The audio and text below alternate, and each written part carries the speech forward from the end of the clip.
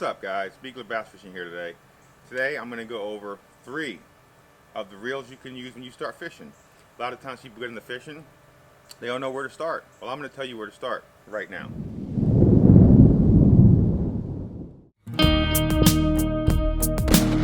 Oops, let him fight, let him fight. Right here in Miami. Here in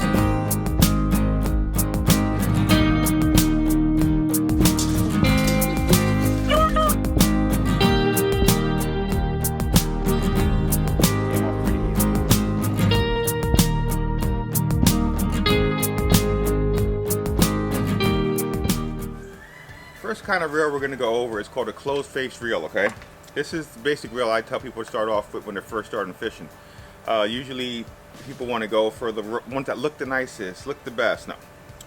If you're a beginner, it's your first time fishing, what you want to get is a closed face reel, okay? It's a closed face reel. It's called closed face because everything is contained within the face, okay? And your string moves along that pin, okay? These are real easy to cast for beginners. I mean, even for little kids. Like my daughter, when she first started fishing, used a closed face reel. All you have to do pretty much is push the button, and it releases everything, and the line comes down. So this was pulled out of my garage because I haven't used it in a long time. But probably try to get a cast. You pretty much just take it, and you just hold the button and let go. There you go. It was casted. So you bring it back in. What I have on the bottom is I have a weight just to be able to show you how to cast it. But it's pretty simple. If you see the weight, all right, you press the button, it releases it, okay? Nothing can get stuck. It's the best thing for kids, man. It doesn't get jammed up or nothing. You pretty much, if you don't know how to cast, you pretty much take it back here, you press the button, and then you let it go, and let go of the button. All right, and you reel it back in. I would recommend this if your kids are fishing for small crappie, panfish, small brim. This is really, really good for kids that are just starting. Maybe you're just starting in fishing and you don't want to deal with a fancy. These poles, you can get these from $10 to, I think $10 up to $30 is like the most expensive one you could find. Correct me if I'm wrong, I'm not sure. But I think this one here was like $12. And we use this when we go down to the river. The kids take it, easy to cast, no problems casting. But it's definitely the way to go if you're just starting fishing. Like I said, it's called a closed face reel. Very easy, you won't have to worry about no problems. You pretty much, I just had a weight on here just so I could, and just for purposes, so I can cast it. But, like I said, closed face reel, best thing for kids. If you're getting your kids out fishing, go grab a bunch of closed face reels. A lot of people, who I'll get to the next reel, go out and like, oh my God, I want to get a good reel for my kid, and then they go and grab them, an open face reel, which I'll get into that next. But I mean, kids can learn how to use those. But the thing is, we both know when you're fishing with kids, you get frustrated, especially if you're taking your kids out and you want to fish yourself. They keep getting snagged, keep getting tangled up. So the best thing to do is to give them one of these. This is the best thing to do. And believe it or not, this cheap reel, starter reel, is a good starter for the better reel I'm about to show you, because there's 3 kind of reels, which is the open cast. You have, open face, closed face, closed face, open face, and a bait caster. Bait caster is hardest to cast, but this is good practice for a bait caster. Believe it or not, this $20 reel is good practice for when you go to a bait caster. But like I said, this reel right here, closed face reel, it's really good for the kids. You got the youngins in the boat. There's nothing to get tangled. It's the best thing. Now, I don't know how much of a big fish you can handle. I guess you could put heavier braid on it. I tend to use this. My daughter's caught a 6-pound bass on it. I tend to use this if I'm going down to the river to catch small stuff. Maybe a catfish might hit it. That's just what I use these for, okay? But I've seen my daughter, if I could see if I could put a picture up, I think she caught a 3 to 6 pound. She caught a couple of fish on these, okay? So, closed face reel, that's number 1, okay? Now we'll get to the second reel.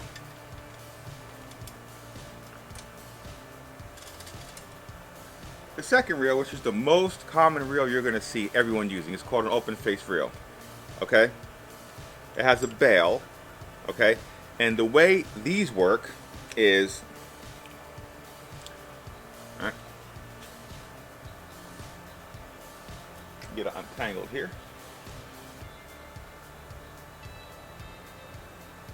All right, the way these work is to be able to release the line, unlike the other reel, which was a push button, this to release the line is a bail. So what you do is you hold your line here, then you release your bail. Now that you have your bail released, your line is free. So what you do is you take your hand right here and you hold your line. Bail released, hold your line. And you take the rod, you cast it, okay? And try not to catch the pool filter. And you bring it in, all right? So remember, what you do is you hold your line here, you flip your bail, all right? If you're good, you'll do it with one hand. You flip your bail, you take it, cast. All right, then you reel it in. Obviously, I'm not going to catch a fish in my pool. If I did, it'd be crazy. All right, so with one hand, when you're really good, you do it with one hand. All right, just take your bail, one hand. All right, and you take it back, cast it, and you bring it back in. All right, these are the most common types of reels. This one actually here is a LEWS speed stick. They range in price. You can also get these from $19.99 for like a cheaper Shakespeare or one of the cheaper ones, and you can get these upwards $1,000. It depends what you're doing because they come in different sizes too. Okay, this one right here, I believe is like it's a smaller series. This pole itself is a light action. I use this for peacock bass fishing because it's fun, but this is light action. It's what you would also use for crappie, brim, fishing in the river, up to bass. And this can catch a big bass. It all depends on what line you put on it. Now, when you use a light action, which I'm not going to get into rods, that's mainly about the reels right now, but light action rods aren't that stiff. So when you're bringing in a fish, your rod's going to be pulled like this. And when you go to cast, you can't cast far because it has too much flex in it. So this is for smaller fish. If you see my peacock bass fishing video, which I just did, which I'll put up right here, okay? And I have another peacock bass fishing video, but the one that I was using this actual rod in, the video's right here. I caught a lot of peacocks on it. You know, it's fun to fish with these, but these reels go, like I said, rod and reel setup. This is the most common one you can get. It's called an open face or a bail. They call it a bail because the bail flips over. Like I said, I have some of these that the setups are $400, and I have this one which was $49.99 in Walmart, which is a very good starter. I don't deal with brands. I'm not a fanboy. I use my certain brands. I don't really use LEWS too much, but when it comes to price range, LEWS $49.99 full setup. Plus you got to buy your line. Remember, your line, when you're using an open, the closed face, you always want to use a regular a monofilament line. But when you're using these, I use braid. Now remember, when you buy your reels, you're gonna have the cheaper ones. Some of them come with line on them, but they're always like 5-pound test, which is good if you're just fishing for small stuff. But most of the times when you get into upper levels of reels, anything over like 20-30 bucks, you're gonna have to buy braided line. Braided line is gonna cost you $20 minimum for braided line, and a good all-around braid to start with, 20 pound. It's good for anything. You're not gonna catch if you catch a 20-pound fish, it's awesome. But I stick with 20 pound on everything. If you're trying to throw lighter baits, you want to use like 5 or 10 pound because your line is so heavy that if you're going to throw like a small light bait, you're trying to fish something like just say you're putting bread on your hook, you're not going to cast it because your line's too heavy. So you want to go with like a 5-pound test. If you're just fishing with small hooks and little bread or little corn for a little tiny fish, 5-pound test. On this, I have 20-pound test because I use it for peacock bass fishing. And like I said, this is an open face reel. This is the LEWS reel. Okay, this is what I use when I went peacock bass fishing. Light action reel. And like I said, to cast it, once you get good, you'd hold it right here, depending if you're lefty or righty. So I'm a righty, but I fish lefty. It's weird. Okay, but you know, you just take your bail over like I just did. You hold your line, throw it out. All right, and you bring it back in. That right there is your open face reel, okay? And good reels, you'll notice will have a hook right here, just so you can know a good reel. They'll have a hook right there, and you can hook your hook on it. Most good rods have that, okay? That's a way to tell if it's a good rod and reel setup. LEWS does that, but this is your open face reel. I first started fishing with a closed face reel when I was a kid in scout camp. That's where I learned how to fish, how I learned how to bass fish. That's where I started my bass fishing career pretty much. And use those. And then I went to one of these, and I used this for a big part of my life. I think right now I could say I'm 43 years old. I think I've only been using a bait caster for 10 years. And I'll tell you why, but this is the most common rod and reel setup. You'll like this. Once your kids get good with that, only problem with this is when you're fishing, if you're on a boat, say, and you're with your kids, it's going to get tangled up, flipping the bail. So unless you're going to spend one-on-one time with the child you're fishing with, or with the group you're fishing with, you got to be careful what rod you use, and you're going to get frustrated because if you're not fishing, it's fine. If you're doing one-on-one with a kid, awesome. But when you're trying to fish, and you give them one of these to start, you're going to get a little frustrated because you're trying to fish. You got to put your rod down. Everybody knows once you put your rod down, you get a bite, rod goes in the water, and you'll be frustrated. So the best thing to do is to focus on the child themselves or the kid themselves when you're teaching them to use one of these. Now we'll get to the third reel, which is called a bait caster. This right here is a bait caster. You'll see a lot of the pros using it. Bait casters are extremely accurate. Bait casters are a one-hand cast. Okay, you don't have to, like with the, just like with the cheaper one, okay, just like with the closed face, they both have a button that you press to take off. So like I said in the beginning of the video, this is good practice for one of these. Okay, now I'm going to tell you right off the bat, no one watching this video who's never grabbed one of these is going to be able to grab one and do a far cast. I guarantee you, I bet you money on it. It took me, to give you an example of how hard these are to cast, it took me, I'd say, 2 years of steady casting. The problem with these are, it's all controlled by your thumb. You control the speed, you control this. This is pretty much like if you jailbreak an iPhone, you got all the control. This is it right here, okay? This one right here is, this is actually a LEWS speed spool. On a Shimano Claris rod, and these things are expensive too. These usually start at $50, okay? A good bait caster, which a cheap one would be like Abu Garcia Black, they start at about $50 in Walmart. All the way up to $400 to $500. And all of these rods and reels I'm showing you, with an exception of the closed face, all come in bigger versions, like for saltwater. Saltwater bait casters are really rare, but you can find them. But like that, this open face reel, okay? You can get these reels Mondo huge, like for fishing offshore, which is like the 6,000, 7,000 series, okay? And bait casters, they do make saltwater bait casters, but they look a little bit different.